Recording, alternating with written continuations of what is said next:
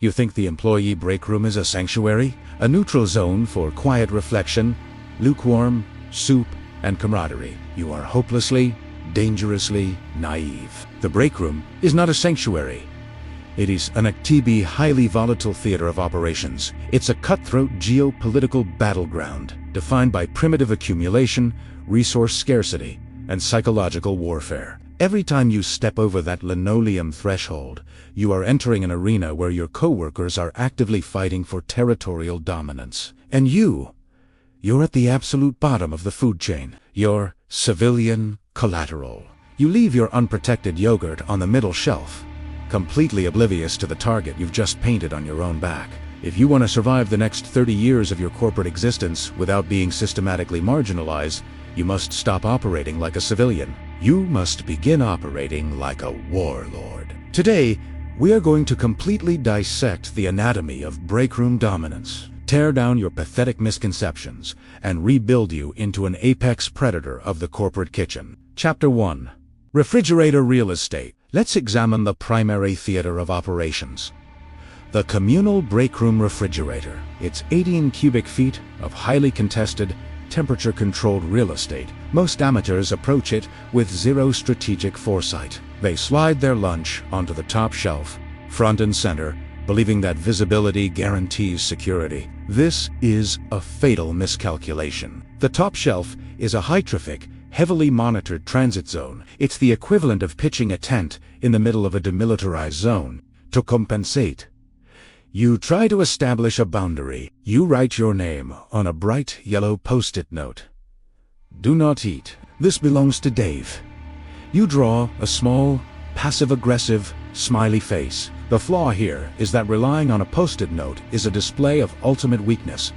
It projects fear. It does not stop a senior account executive who forgot his wallet and is experiencing a mid-afternoon blood sugar crash. By writing your name, you haven't protected your food. You've merely provided the thief with a victim profile. Furthermore, using transparent, flimsy plastic containers allows rival factions to visually assess the value of your assets. If they can see your leftover garlic chicken, they can desire it. You are bleeding. Leverage, the pivot. The apex operator understands that deterrence must be psychological, ambiguous, and biological. You immediately abandon transparent containers. You transition exclusively to heavy-duty, opaque, stainless steel thermoses, unlabeled, unmarked.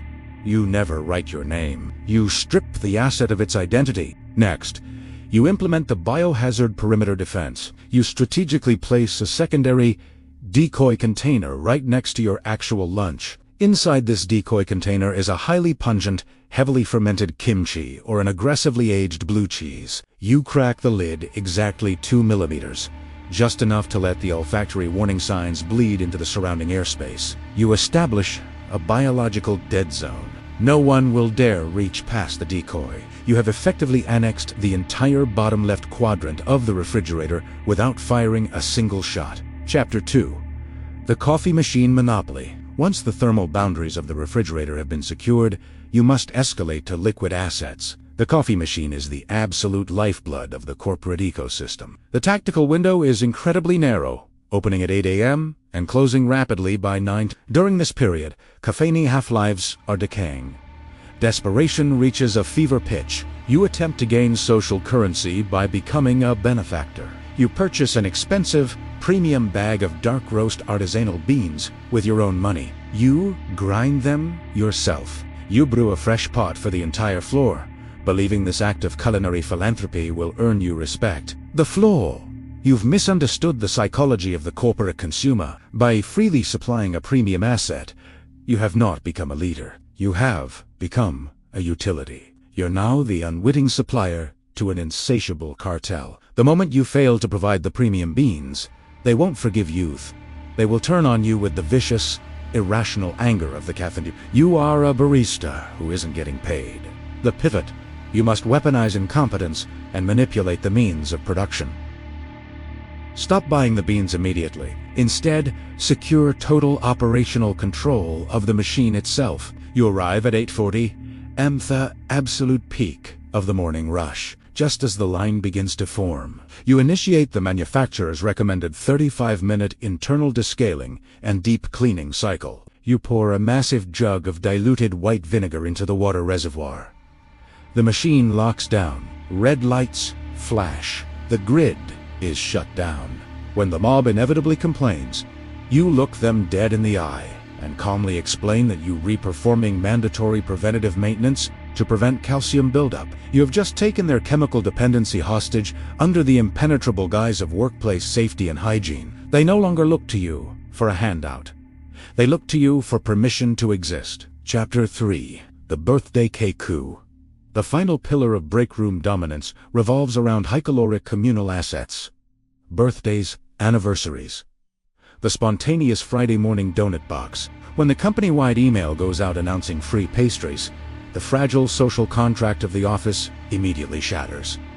The environment devolves into a primitive feeding frenzy. You try to play the game fairly. You wait for an appropriate window. You enter the break room at 2 p.m. and quietly join the back of the queue, holding a small paper plate. The flaw: participation in the communal queue permanently strips you of your dignity.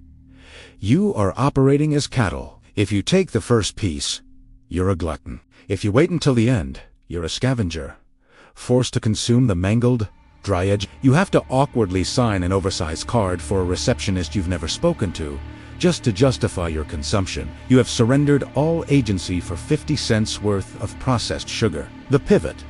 The apex predator never waits in the queue. The apex predator intercepts the asset before it ever reaches the communal zone. When you see the office manager carrying the cake box through the lobby, you intercept them.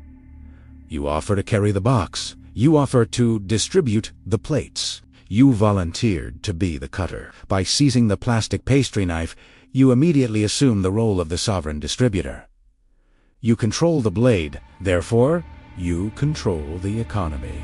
You carve a massive, pristine centerpiece for the department director, silently establishing a deep psychological debt. You carve a deliberately uneven, frosting-heavy slice for your immediate rival, subtly inducing an afternoon glycemic crash that will ruin their productivity during the 3 p.m. quarterly review. You are no longer a participant. You are the architect of the caloric distribution. You are the kingmaker. You've done it.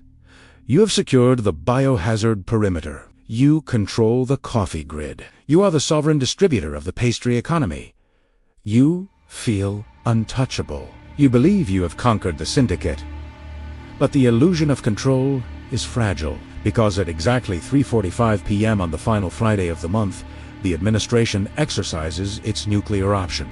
Human Resources deploys the janitorial staff, a third-party mercenary force immune to your psychological warfare and unbothered by your fermented decoys. They march in with heavy-duty, black trash bags. They do not negotiate.